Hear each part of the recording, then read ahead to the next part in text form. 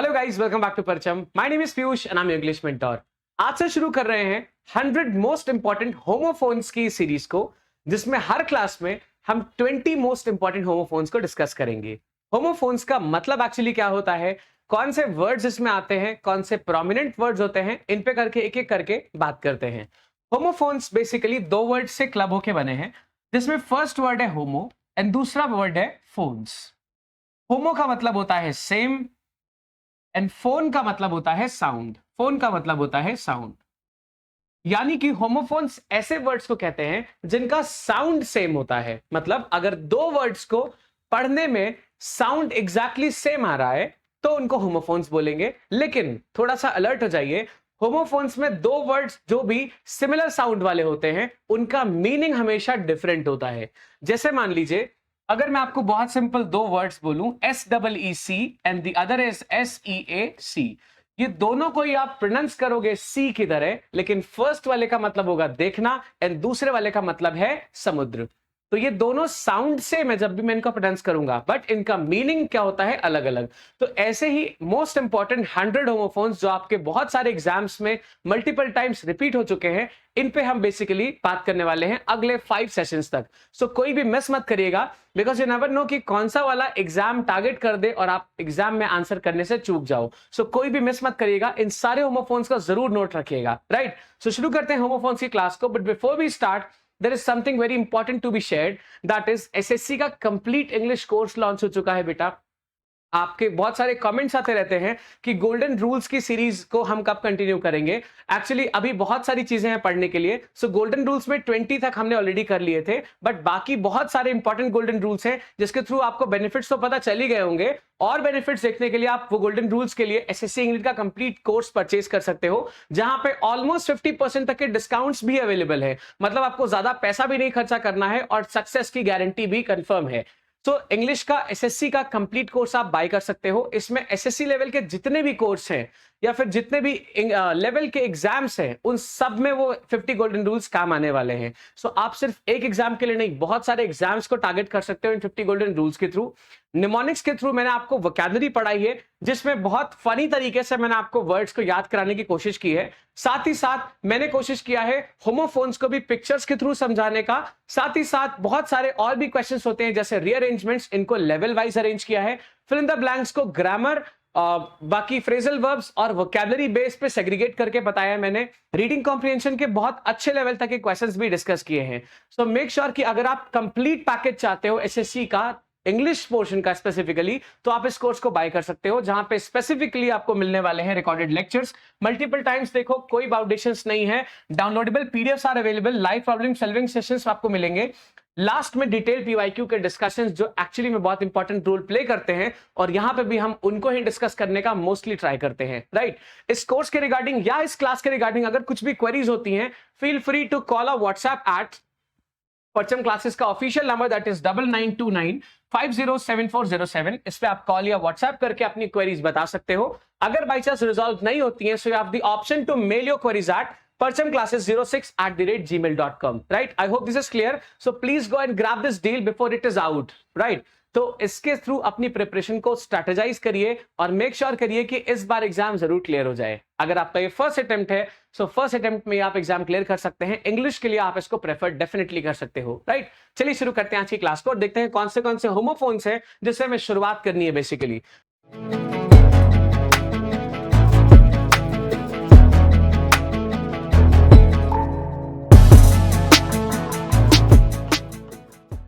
So first word homophones में है affect and effect. दोनों को इफेक्ट पढ़ सकते हैं, मतलब जब आप इसको प्रोनाउंस करोगे तो ऑलमोस्ट इसका साउंड सेम निकलेगा, लेकिन दोनों के मतलब अलग अलग हैं। सेंटेंस के थ्रू इसको बताऊंगा कैसे एग्जैक्टली आप यूज कर सकते हो। फर्स्ट देखिए, इट्स अफेक्ट, AFFECT। अफेक्ट का मतलब होता है प्रभाव डालना, किसी पर भी प्रभाव डालना। और ये EFFECT क्या होता है, प्रभाव। जैसे मान लीजिए अफेक्ट और इफेक्ट में आपको बेसिक डिफरेंस चाहिए हो, सो EFFECT is noun and AFFECT is verb. इसके साथ में एक और इंपॉर्टेंट चीज है, अगर आपको टू के साथ में यूज करना होगा तो हमेशा आप AFFECT यूज करोगे, याद रखना। ठीक है, जैसे मान लो मैंने बोला कि ओले पड़ गए, उसका प्रभाव जो पढ़ा था, तो कौन सा प्रभाव हो जाएगा? EFFECT। लेकिन अगर प्रभाव जो पढ़ा है वो बहुत बेकार था, तो प्रभाव पढ़ने को क्या बोलेंगे? AFFECT। मतलब जब भी मैं कभी नाउन की बात करूंगा प्रभाव की, तो इट्स EFFECT, और प्रभाव पड़ गया है, एक्शन हुआ है, सो AFFECT की जरूरत पड़ेगी। चलिए देखते हैं। AFFECT is to act upon, जिसमें एक्शन हो रहा हो, या फिर टू प्रिटेंड हो जाएगा, मतलब प्रभाव डालना, किसी को भी इफेक्ट करना, इंपैक्ट डालना किसी के ऊपर। सेंटेंस में देखेंगे तो she affects too much innocence, है ना? क्या दिखाती है वो? बहुत सारा इनोसेंस। उसको देख के ऐसा लगता है कि उसको देखने का प्रभाव क्या पड़ता है कि बहुत सारा इनोसेंस है उसके अंदर। इस तरीके से आप इसको यूज कर सकते हो। इफेक्ट की बात करेंगे, इसका मतलब सिंपल होता है प्रभाव या असर। जो भी किसी चीज का असर होता है उसको EFFECT बोलते हैं।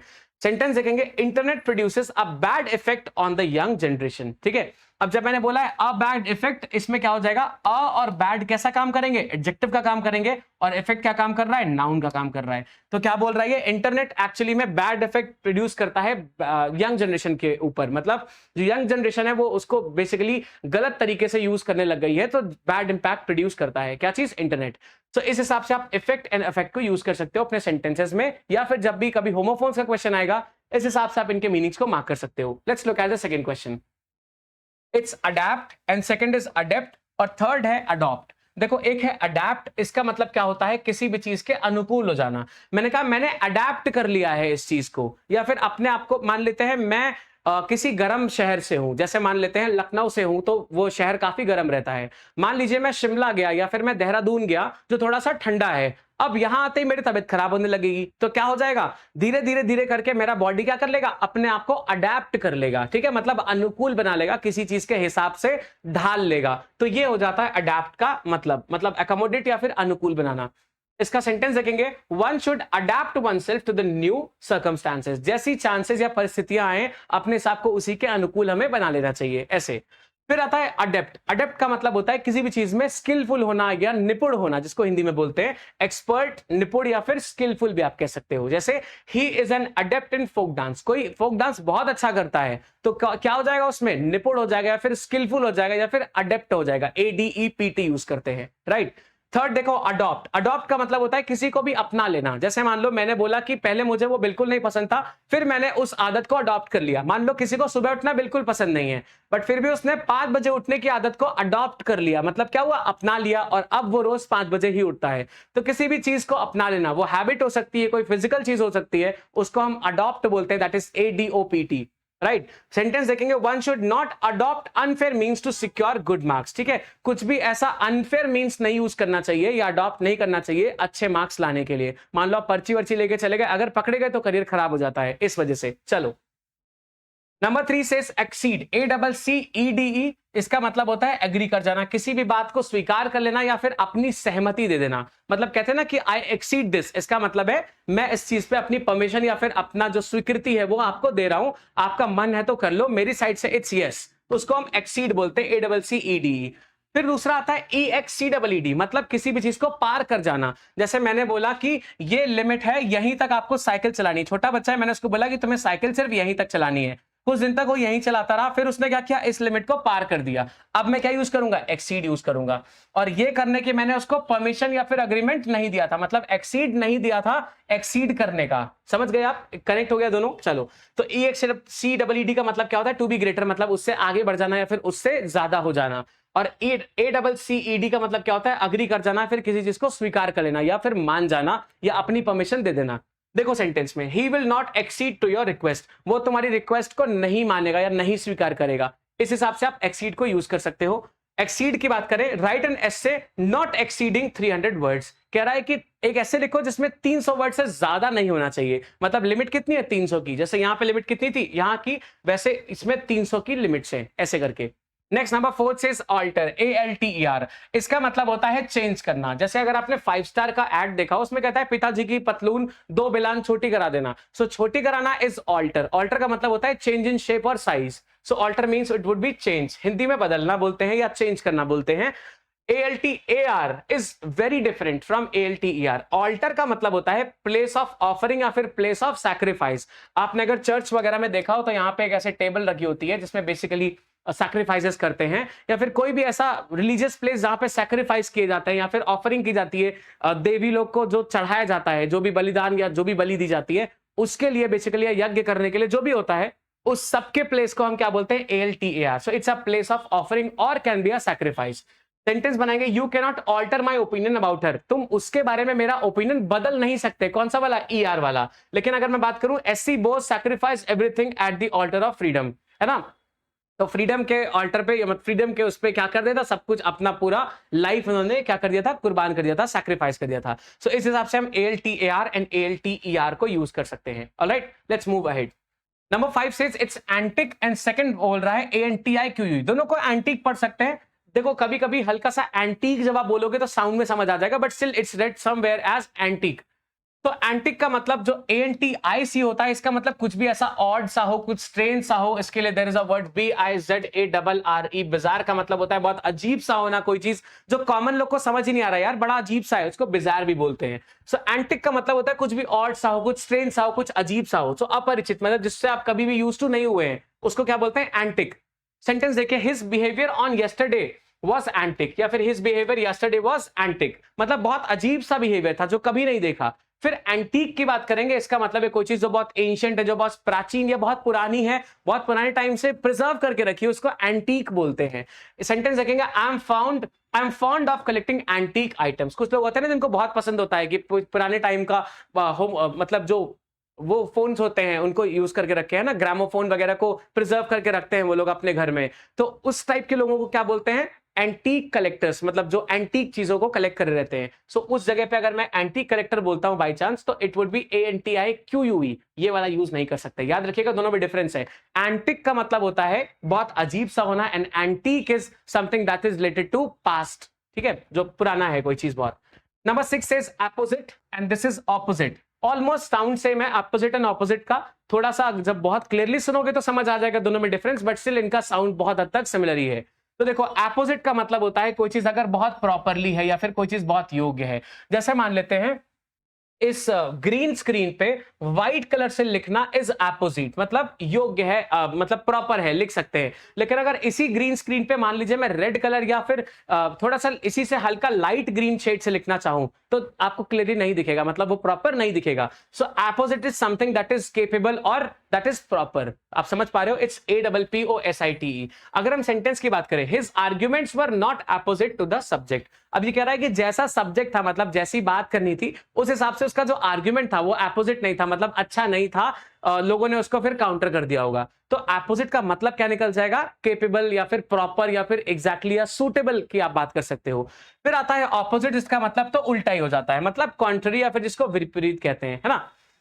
सेंटेंस देखेंगे, his house is opposite to the college. अब यहाँ पे इन फ्रंट ऑफ भी होता है, ये थोड़ा सा ध्यान से देखो. जैसे मान लो ये एक गली है और यहाँ पे ये घर बना है और एक घर इधर बना है. अब ऑपोजिट हम हमेशा सामने वाले को भी बोल सकते हैं कि my house is opposite yours, ऐसे बोल सकते हैं. इसमें टू लगाने की जरूरत नहीं भी है, चलेगा. अगर आप ऑपोजिट टू नहीं लगा रहे हो तो भी चलेगा. जब भी हम कभी अपने सामने वाले की बात करेंगे ना कि my house is opposite yours, जैसे एक लेन में दो लोग का घर है एकदम सामने सामने, तो you can use this my house is opposite your. कौन सा वाला ऑपोजिट? This one, OPPOSIT. तो ऑपोजिट के दो मीनिंग्स होते हैं, एक तो कॉन्ट्ररी मतलब एग्जैक्टली उल्टा, और दूसरा किसी के सामने भी होता है जो उसको हम ऑपोजिट कहते हैं. याद रखिएगा. इसी से ओपोनेंट्स बनाए, मतलब जो आपके सामने आके आपसे फाइट या फिर आपसे कन्वर्सेशन कर रहे होते हैं, उनको ओपोनेंट्स कहते हैं.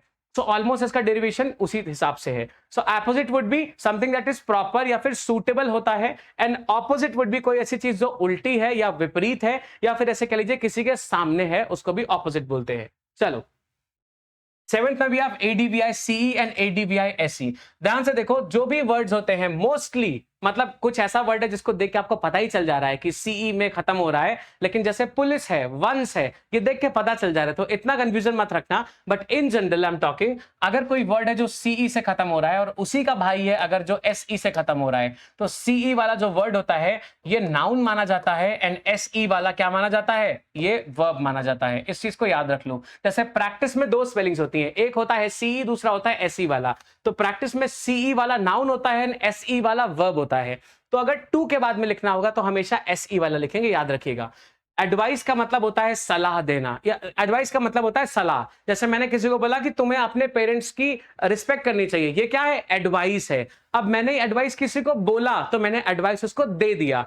तो जब मैंने सिर्फ एडवाइस की बात की, जो सलाह है, तो कौन सा हो जाएगा? सीई वाला। जब मैंने सलाह दे दिया मतलब एक्शन हो गया, अब दिस वुड बी एसई वाला, एडवाइस, राइट। इसीलिए नाउन होता है सलाह और ये वर्ब होता है सलाह देना। मतलब जब एक्शन हो गया है तो एसई वाला, एक्शन नहीं हुआ है, सिर्फ कॉन्टेक्स्ट की बात करें कि क्या था, इट वुड बी एडवाइस, जिसमें सीई से खत्म होगा। याद रहेगा? चलो सेंटेंस देखते हैं। I need your expert advice in this matter. मुझे क्या चाहिए? तुम्हारी एक्सपर्ट एडवाइस चाहिए, मतलब कोई चीज चाहिए, यानी कि एडवाइस क्या है? नाउन है जो चाहिए, ठीक है।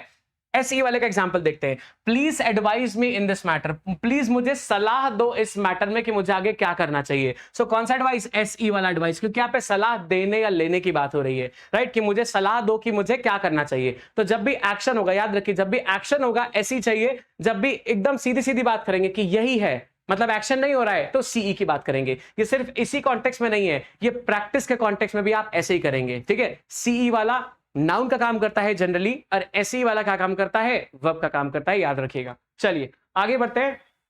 Next question number 8 says amiable और दूसरा है एमिकेबल। इसमें देखो सी है, क्लियरली पता चल रहा है, बट बहुत हद तक एमिएबल और एमिकेबल में स्टूडेंट्स कंफ्यूज रहते हैं कि दोनों क्या है। देखो एक में सी है, एक में नहीं है। ऑलमोस्ट जब आप बोलोगे तो एमिएबल एमिकेबल सिमिलर ही साउंड करेगा, बट दोनों के मीनिंग एकदम अलग अलग है।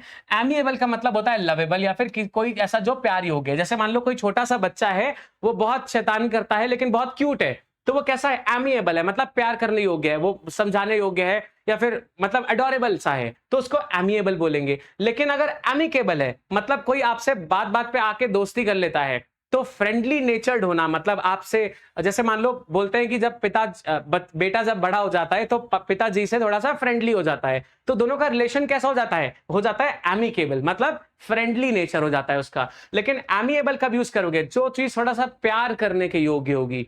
मतलब दोनों का रूट तो सेम ही है, लेकिन जो चीज प्यार वाले कॉन्टेक्स्ट में आएगी उसको हम एमिएबल बोलेंगे, और जो चीज दोस्ती वाले कॉन्टेक्स्ट में आएगी उसको हम एमिकेबल बोलेंगे। प्यार और दोस्ती को मिक्स नहीं करेंगे, राइट। थोड़ा सा ध्यान से समझिए। सो एमिएबल वुड बी लवेबल, या जो प्यार योग्य है। Amicable is something that is only friendly, मतलब जो फ्रेंडशिप तक रह रहा है, दैट इज एमिएबल। सेंटेंस देखेंगे एमिएबल का। This is she is not only a beautiful but also an amiable girl, मतलब सिर्फ सुंदर ही नहीं है बट बहुत, देखो इमोशन एक्सप्रेस हो गए यहाँ पे भाई के।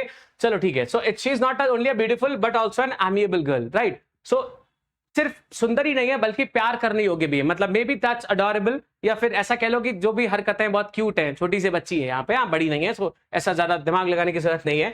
It's amicable now. एमिकेबल मतलब जो फ्रेंडली है, मतलब जो थोड़ा सा दोस्ती के कॉन्टेक्स्ट में बात कर सकते हैं।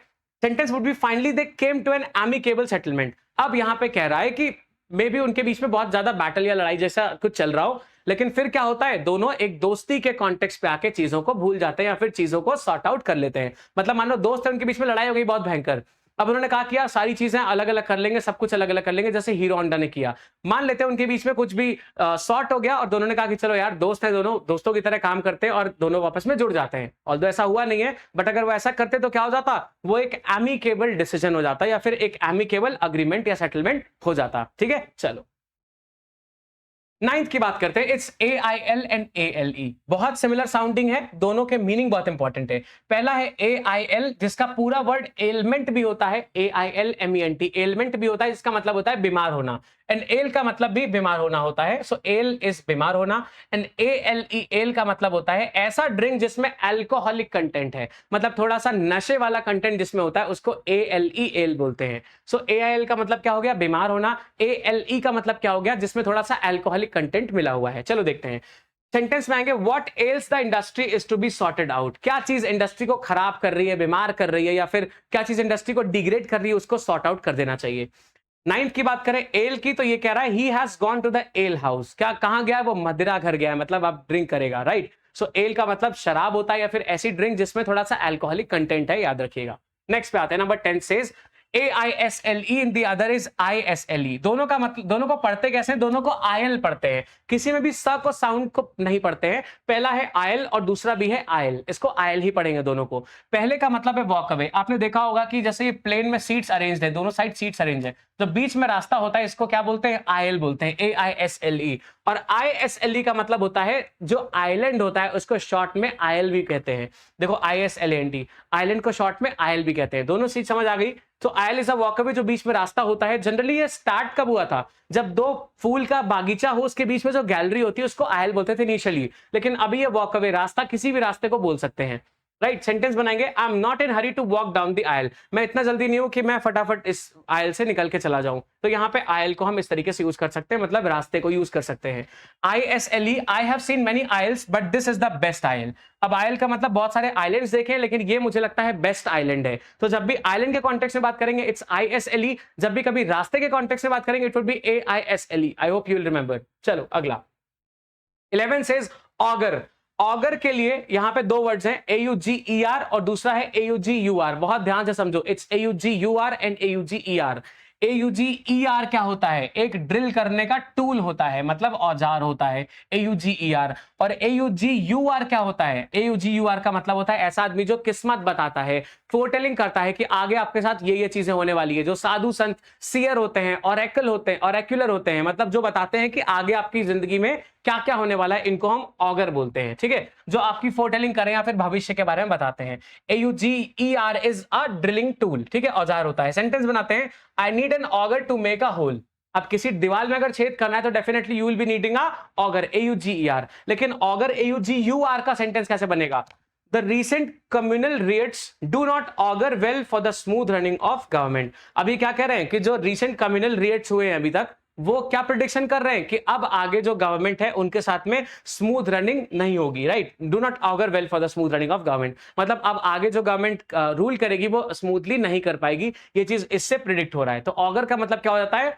कुछ भी आगे का हिंट देना, कुछ भी भविष्य बताना, आगे के लिए फोरटेलिंग करना, कुछ भी ऐसा होगा, ऑगर वुड फिट। लेकिन कौन सा ऑगर? AUGUR। थोड़ा सा ध्यान रखिएगा इसको। Next number 12 says AURAL, aural है, और नेक्स्ट है ORAL। दोनों को हम ऑरल पढ़ते हैं। ठीक है, याद हो अगर आपको बचपन में, तो पहले हमारा वाइवा जो होता था उसको हम ओरल टेस्ट बोला करते थे, मतलब 6, 7, 8 तक इट वाज ओरल टेस्ट। फिर 9, 10 से उसको हमने वाइवा बोलना शुरू कर दिया है ना, वाइवा वोस बोलते थे।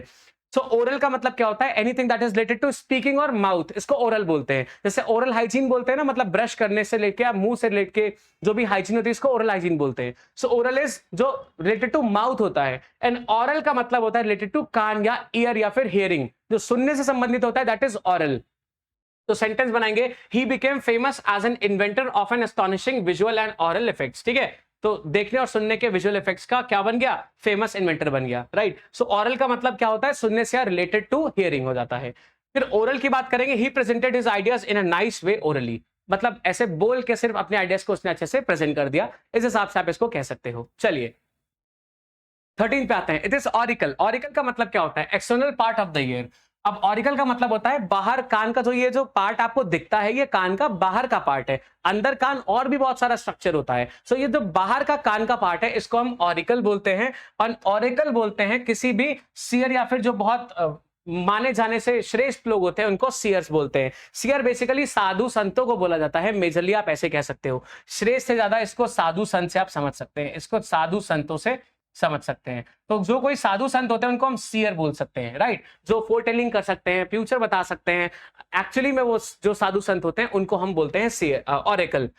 ऑरिकल का एग्जांपल अगर हम देखें, he went to hospital for some sort of auricle surgery, मतलब कान की कुछ सर्जरी थी जिसको कराने वो हॉस्पिटल गया था। सो ऑरिकल आप कैसे याद रखेंगे? रिलेटेड टू ईयर होता है, जो मतलब outer part of the year होता है, उसको ऑरिकल बोलते हैं। फिर ओरेकल का मतलब होता है ऐसा कोई जो साधु संत होता है या फिर सबसे जो सर्वश्रेष्ठ माना जाता है, हर आदमी उनको रिस्पेक्ट करता है, इसलिए आप सर्वश्रेष्ठ के हिसाब से भी इसको याद रख सकते हो। He regards himself as an oracle and architect. On architect, अपने आप को क्या मानता है? वो ऐसे मानता है जैसे वो सबसे सुपीरियर हो, सुपर मोस्ट हो, उसके करे बिना या फिर उसके बताए बिना कुछ नहीं हो पाएगा। सिर्फ somebody is considered them as superior of all, उनको भी हम ऑरिकल बोल सकते हैं। ठीक है, वैसे साधु संतों को सब सुपीरियर मानते हैं, इस वजह से सीयर हम साधु संतों को भी बोलते हैं, याद रखिएगा ये। चलो नंबर 14 पे आते हैं, it's BALE bale and it is BAIL bail. एक तो होता है जमानत, दैट इज BAIL, जैसे आपने मूवीज में सुना होगा कि बेल करानी है, दैट इज BAIL। दूसरा है BALE, इसका मतलब होता है पैकेज या फिर जो एक मतलब गांठ या गठरी टाइप के बना देते हैं, उसको हम क्या बोलते हैं, BALE बेल। सेंटेंस कैसे बनाएंगे, I receive 30 bales of cotton last month. मैंने 30 कॉटन के जो गांठ थी या फिर जो भी गठरी थी या मान लो पैकेट या पार्सल था वो रिसीव किया लास्ट मंथ। तो इस हिसाब से आप BALE वाले बेल को यूज कर सकते हो। और बाकी ये BAIL जो बेल होता है इसका मतलब तो जमानत होता है। ऑलमोस्ट मूवीज में हम देखते रहते हैं इस चीज को। सो sentence would be the magistrate did not grant him bail in the theft case. Magistrate ने उसको बेल नहीं दी थी जो चोरी का केस था उसमें, ठीक है। तो ऐसे आप BAIL एंड BALE को यूज कर सकते हो। BAIL तो ऑलरेडी पता होगा, BALE ध्यान रखिएगा, इंपॉर्टेंट वर्ड है। Number 15 says bare, BARE। Bare का मतलब जैसे नंगा होता है, जैसे किसी ने बोला बेयर फुट यानी कि बिना पैर बिना चप्पल पहने, तो उसको बेयर बोलते हैं, ठीक है। तो यहाँ पे इट्स अनकवर्ड या फिर नंगा यानी कि बिना ढका हुआ, बिना कवर्ड जिसको बोलते हैं, दैट इज बेयर। सेंटेंस बनाएंगे, he came here bare footed, मतलब नंगे पैर चला आया वहां पे। जैसे कोई बहुत जल्दी में है तो ऐसा होता है ना कि आप चप्पल या फिर शूज नहीं ढूंढ रहे हैं, बेयर फुट ही चले गए बाहर, जैसे कोई गेट पे बार बार नॉक कर रहा है, सो बेयर फुट ही चले गए, उसको BARE वाला बेयर बोलते हैं, ठीक है। फिर आता है BEAR, इसका मतलब होता है टॉलरेट कर लेना। बोलते हैं ना कि I can not bear you any more, तो बेयर क्या होता है, किसी को सह लेना या फिर किसी को टॉलरेट कर लेना। सो BEAR का मतलब होता है किसी को टॉलरेट करना या फिर सहन कर लेना। सेंटेंस बनाएंगे, आई can not bear you insulting remarks, मैं अब तुम्हारे जो इंसल्टिंग रिमार्क्स है, तुम जो मेरी बेइज्जती करते हो, अब मैं वो और नहीं सह सकता। दैट वुड बी BEAR, ठीक है। वही BEAR जो बियर होता है उसी को हम सहना भी बोलते हैं। देन वी हैव BEAR एक और। बियर जो होता है इसका एनिमल जो होता है उसको, इसकी स्पेलिंग भी BEAR होती है, याद रखिएगा। जो एनिमल होता है दैट इज ऑल्सो BEAR, और जो सहन शक्ति है, सहना होता है, दैट इज ऑल्सो BEAR। तो किसी को टॉलरेट करना भी BEAR है, और जो भालू होता है वो भी BEAR ही है। एन एनिमल होता है, there are 3 bears in that circus, तो ऐसे हम भालू को भी रिलेट कर सकते हैं। फिलहाल BEAR जो भालू होता है उसको जानने की जरूरत नहीं है। Then let's move to next, BER beer.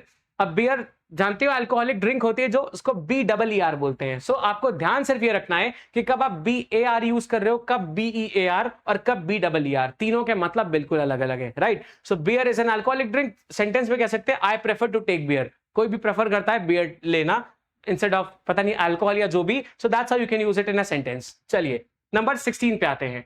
Born, यहां पे बहुत अच्छा वर्ड है, दैट्स बॉर्न। इसका भाई जो होता है ये कंफ्यूज करता है, इट्स बॉर्न। इस बॉर्न का मतलब होता है कैरी कर लेना। जैसे मान लो किसी ने कहा it's an air borne disease, मतलब एयर के थ्रू कैरी हो रही है या एयर सपोर्ट कर रहा है उसको आगे बढ़ने में या फिर सर्कुलेट करने में, उसके लिए हम BORNE यूज करते हैं। बहुत इंपॉर्टेंट वर्ड है ये। बॉर्न का मतलब होता है पैदा हो जाना या फिर जन्म ले लेना। बहुत सिंपल सा वर्ड है। Sentence would be my wife was born in 1960। किसी ने बोल दिया ये चीज, ठीक है। यहां पे सिंपल बॉर्न का मतलब है पैदा होना या फिर जन्म लेना, but this borne plays a huge role. BORNE का मतलब है सपोर्टेड या फिर स्प्रेड हो जाना, या फिर किसी भी चीज को एज अ मीडियम मान के आगे बढ़ जाने को हम BORNE बोलते हैं, ठीक है। सहन करना या फिर आगे रेगुलेट करना या फिर किसी को सपोर्ट करना, ये सारे मतलब हैं। जैसे he is suffering from water borne disease, ऐसी डिजीज जो पानी के थ्रू स्प्रेड होती है, उस डिजीज से वो क्या हो रहा है, सफर कर रहा है। सो BORNE याद रखिएगा, इंपॉर्टेंट वर्ड है। नेक्स्ट नंबर 17 से borrow, BORROW and next word is borrow. Borrow का मतलब होता है किसी से उधार ले लेना, किसी से शेयर कर लेना कोई चीज। बहुत बचपन से हम करते आ रहे हैं, बोरिंग एंड शेयरिंग सबको सिखाया भी जाता था बचपन से। सो BORROW का मतलब तो आपको इजीली पता होगा, जिसका मतलब है शेयर करना या फिर किसी से चीज उधार ले लेना या फिर मांग लेना। शेयरिंग एंड बोरोइंग ये सारी चीजें बोरो हो जाता है। सो टू टेक लोन या फिर उधार लेना, ठीक है। इसका सेंटेंस बनाएंगे, I have borrowed some money from bank. Generally लोग लोन ले लेते हैं या फिर बोरो कर लेते हैं, लेकिन बरो का मतलब होता है कोई भी जानवर के लिए यूज होगा जनरली, और इसमें भी स्पेसिफिक है। जैसे चूहे हैं, स्नेक है, और जो रैबिट होते हैं, ये लोग क्या करते हैं, जमीन के अंदर होल बनाते हैं और उसके अंदर रहते हैं जाके। तो जो जमीन के अंदर होल बना के रहने वाले जानवर हैं, उनका जो घर होता है, जो मतलब होल बना के जो अंदर रहने का जो घर होता है, इसको हम बरो बोलते हैं, BURROW। जैसे रैट है, स्नेक है, और ये अपना रैबिट है, ये सारे बरो में रहते हैं। सो इट्स अ होल इन अर्थ, मतलब जो छेद होता है जिसमें जानवर जाके रहते हैं, बेसिकली इट्स अ बरो। जैसे a mouse lives in this burrow, है ना, मतलब इस बरो में माउस रहता है। They can be a rabbit living there, तो इसको हम बोलते हैं BURROW, याद रखना ये चीज। चलो 18 पे आते हैं, इट्स एडी। एडी क्या होता है? एडवर्टीजमेंट जो होता है, जो जैसे ब्रेक आता है बीच में, जैसे कोई भी चैनल है उसके बीच में ब्रेक आया तो उसको हम एडी वाला एड बोलते हैं। ये शॉर्ट फॉर्म होता है एडवर्टीजमेंट का, सिंपल सा है। चलो देखो, he has given an ad in the newspaper, उसने न्यूज़पेपर में एक एडवर्टीजमेंट दिया है जिसको शॉर्ट में हमने एड लिख के सिग्निफाई किया हुआ है, ठीक है। फिर आगे बात करेंगे, नेक्स्ट वर्ड है एड, ADD एड। इसका मतलब जोड़ना होता है, बचपन से पढ़ते आ रहे होंगे सेकंड थर्ड क्लास से, एड सब्ट्रैक्ट, तो शॉर्ट फॉर एडिशन हो जाता है। एड 2 2 3, मतलब 2 में 3 जोड़ दो, ऐसा यहां पे बोल रहा है। फिर बोलता है AID, एड का मतलब होता है किसी को हेल्प करना, है ना। फर्स्ट एड बोलते हैं ना, जो फर्स्ट एड बॉक्स होता है, मतलब सबसे पहली हेल्प। सो AID एड का मतलब होता है हेल्प या फिर मदद। तो यहाँ पे असिस्ट करना या फिर सहायता करना इज एड, ठीक है। जैसे he has given aid of 5000 rupees to the poor family, उसने 5000 रुपए की हेल्प कर दिया, असिस्टेंस कर दिया या फिर मदद कर दी पुअर फैमिली को। फिर AIDE, this is very important. Aide का मतलब होता है कोई ऐसा आदमी जो असिस्टेंट है, मतलब जो हेल्पर होता है उसको एड भी बोलते हैं, AIDE। याद रखो, अगर AID के बाद में ई नहीं लगाया है तो वो पर्सन को डिनोट नहीं कर सकता, याद रखिएगा, गलत कर देंगे आप। अगर AIDE है तभी वो पर्सन को डिनोट करेगा, वरना अगर AID है तो वो सिर्फ हेल्प हो सकती है या फिर हेल्प करना हो सकता है। पर्सन के लिए it would be ending with E. Sentence बनाएंगे, he is a close aid to the prime minister, वो प्राइम मिनिस्टर का बहुत क्लोज क्या है, जैसे PA बोलते हैं ना, पर्सनल असिस्टेंट, तो क्लोज एड बोल सकते हैं उसको, AIDE वाला एड। चलो नेक्स्ट पे आते हैं। नंबर 19 सेज BEACH, बीच मतलब क्या होता है? शोर यानी कि किनारा। जो जैसे Goa is very popular for beach, Mumbai is popular for beach, तो जनरली बीच जो समुद्र का किनारा होता है उसको BEACH बीच वाला बोलते हैं। Then if it is BEECH, ये क्या होता है? एक तरह का पेड़ होता है जिसको बीच बोलते हैं, याद रखो। If it is BEACH that's a शोर या किनारा, लेकिन अगर BEECH है तो it's a kind of tree. Confuse मत होना, दोनों में स्पेलिंग ऑलमोस्ट सेम है, सिर्फ ए का डिफरेंस है। तो बी माइंडफुल कि BEECH को आप किनारा या शोर से ना समझ जाओ। बीच का सेंटेंस देखेंगे, many people like to walk along the sea beach, definitely it's true. 19 में BEECH देखते हैं, there are many beech trees near the railway station. अब रेलवे स्टेशन के आसपास बहुत सारे बीच ट्रीज हैं, सो इट्स अ ट्री, याद रखना। लास्ट इज ब्रेक, BRAK, दोनों देखो सिमिलर लगेंगे, आप कई बार कंफ्यूजिंगली इधर उधर यूज कर दोगे, बट एग्जामिनर इसी चीज का फायदा उठाता है। दोनों में से आपको कोई भी वर्ड पे सेंटेंस बना के दे देगा और आप गलत वाले को चूज कर दोगे। याद रखो, कैसे याद रखेंगे? BRAKE क्या हो जाता है? ब्रेक, नॉर्मल, ठीक है। तो BRAKE वाला कौन सा हो गया? जो हम ब्रेक लगाते हैं, मतलब गाड़ी पर जिससे रिटार्डेशन स्टार्ट होता है गाड़ी का, उसको BRAKE वाला ब्रेक बोलते हैं। I am going to get the brake wire change, मैं जो ब्रेक लग रहा है उसकी तार को मैं चेंज करने जा रहा हूं। फिर आता है BREAK, इसका मतलब क्या होता है? किसी चीज को बीच से तोड़ देना, राइट। तो अगर मान लो किसी ने लकड़ी को या फिर मान लो इस रिमोट को बीच से तोड़ दिया गया, तो इट वुड बी BREAK वाला break. Can you break this stick with your hands? अब आप मेरे को कमेंट्स में बताओगे कि जो हम बीच में इंटरवल वाला ब्रेक लेते हैं उसका स्पेलिंग क्या होता है। क्वेश्चन है आपके लिए, इट्स अ क्विज। ब्रेक ये हो गया, BREAK ये हो गया, दो ही टाइप के ब्रेक होते हैं। क्वेश्चन आपसे ये है कि जो हम इंटरवल को ब्रेक बोलते हैं, लंच ब्रेक बोलते हैं, ये कौन सा वाला ब्रेक होता है? इसमें कौन सी वाली स्पेलिंग उसके लिए फिक्स होती है? तो this is a quiz homework for you. Comments में मेरे को बताइएगा कि कौन सा वाला ब्रेक वहां पे यूज होना चाहिए। I will be waiting for your comments and will give definitely a reply. चलो आज के लिए इतना ही करते हैं, नेक्स्ट क्लास में will be discovering 20 new homophones, जिसके लिए आपको इनको डेफिनेटली तब तक याद कर लेना है। मिलते हैं नेक्स्ट क्लास में, till then thank you, have a nice time.